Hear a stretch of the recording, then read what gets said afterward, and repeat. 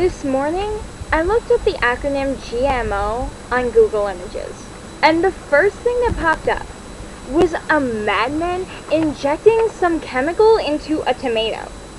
Now, I know that this is the furthest thing from what genetically modified organisms truly are, but unfortunately, it's this media bias that convinces many of the population that genetically modified foods are unsafe and shouldn't be accepted.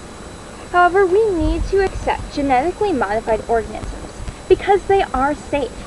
And by not doing so, we inhibit free international trade as well as don't realize the nutritional benefits that could be realized.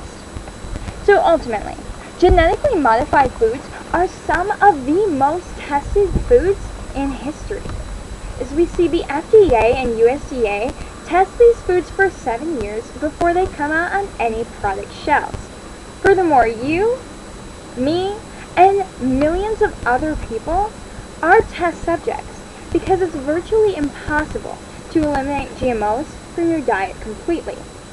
Now moving on, some nations still don't understand that these are safe products, and so countries like Russia have considered implementing 10-year bans of these products altogether. Now, countries like China have implemented temporary bans on specific varieties of products.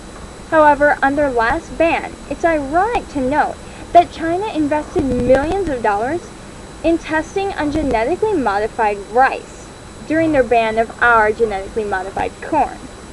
And lastly, after sending hundreds of thousands of bushels of genetically modified corn to Africa as humanitarian aid, much of that corn was thrown away due to safety concerns. Now, besides the nutritional benefits for those who are in hunger, many other nutritional benefits could be realized if we were to accept genetically modified organisms completely. For example, more testing on other products could be done, such as the cassava, which is a native fruit to African countries.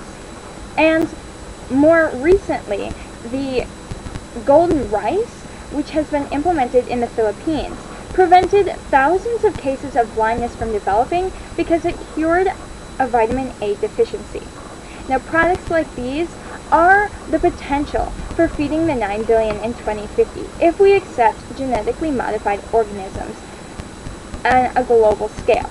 So ultimately, we must work to accept these products on a global scale because they are safe and because it will improve free international trade and allow us to realize these nutritional benefits. Alright, so I didn't use my note card much, but here it is just in case.